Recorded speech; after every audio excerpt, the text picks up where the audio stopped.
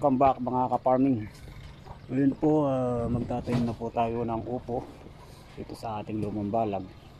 Mag-prepare muna po tayo ng granule at saka yung tray natin na may punla para po may tanim natin ngayong hapon. Ayan mga ka-farming, ito na po yung granule natin. Ilalagay po natin yan sa butas sabay pagtataniman po ng upo. Kung naalala nyo po yung mga kamarong na huli namin, ito po yung pampatay sa kanila para po hindi sila makapunta sa ilalim ng puno ng upo natin sa may mga ugat. Ito na po yung mga upo natin. Ayan na, tatanim na po natin sila. Ano po sila, tatanim po natin dito.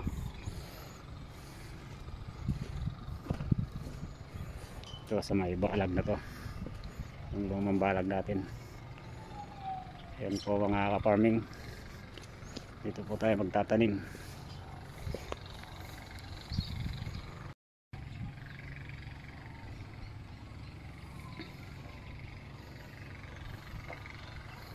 Yan po, transfer na po natin itong mga upo natin at ready na po yung mga yan dito po sa ating lumang balag. Yan po, lagay na po natin at yung pinatubigan natin natanggal na yung tubig. Pwede na po tayo magtanim. Papakita ko po sa inyo mamaya kung paano paglagay ng granule bago taniman po yung balag natin ng upo. Ito po yung granule na ibubuhos natin sa butas. Yan po, ready na po yung mga upo natin. Ito pala ang aming munting kubo. Yan, aming munting kubo. So yan po yung patubig namin. Doon po yung makina sa likod po yung mga ibang ampalaya nandyan. Nandyan po yung mga ibang ampalaya natin. Sige po mga ka-farming, at magtatanim na po tayo. Mamaya na lang po. Ayan po, i-prepare ko na po yung taniman natin. Mga ka-farming, ayan na po yung butas. Nalagyan na po natin ang granule. Ito po, ganito lang po karami nalagay natin sa butas. Ayan po.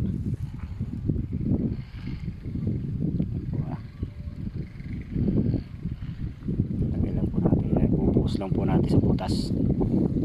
Ayan po mga farming, para po hindi tirahin ng kamaro yung mga upo natin. Walang gam. Yan po kasi sa lupa, upo, yung gamat tsaka mga insekto. Yan po, pangontra po yan. Mga butas. Tarin pa na tayo.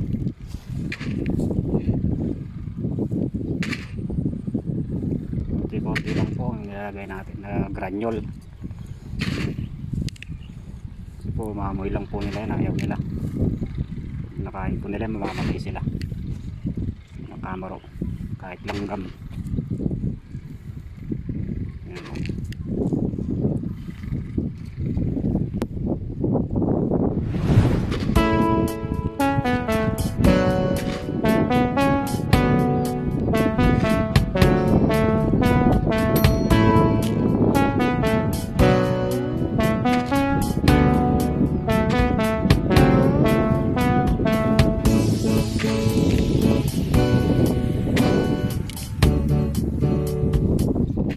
Ayan na naman po si Pamalo, iba na naman yung trabaho, naglilinis na naman po siya. Ayan po siya, oh. Siya po nagbubutas ng pagtataniman natin ng upo. Ayan po yan, oh. Si Pamalo, kasakasaba ko po dito sa farm. Wow, bubutas niya, kaya lagyan natin ng granule. mamaya po tataliman na natin. So, mga farming, ngayon po siya. Konti na lang po yung inaano niya. Isa na lang po isa. Ito. Ayan po. Ayan po mga sili natin. Oh. Ang dami pong bunga. Mga sili natin. Oh. Po. Dahil pa silang bunga. Sayang naman po kung papatayin natin yung sili natin. Ha? Dami pong bunga pero marami na pong namatay. Kaka-harvest pa naman tayo ng hanggang 7 kilo. Sayang din po yun. Yan po mga ka-farming, at tatanim na po tayo. Kaya na po yung tatanim natin na upo. Ang variety po nito ay Mayumi F1. Ayan po. Ayan po, Mayumi F1. Tatanim na po natin.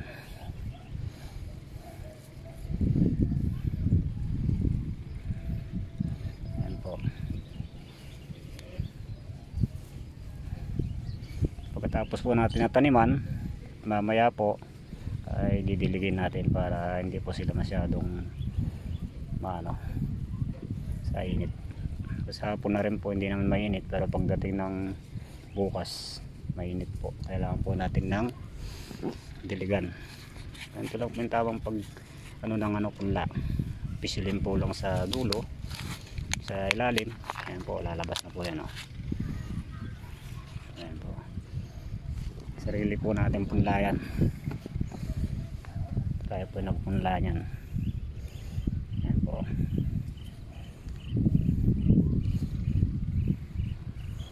Hindi na po natin inano yung balag natin, yung luma. Kaya medyo marami po siya. Hindi na po natin nilinis. Sayang lang po yung mga upo natin. Kasi po mga farming, pagtatanim po ko hapon na, update ko na lang po kayo sa mga susunod natin video para dito sa mga upo natin.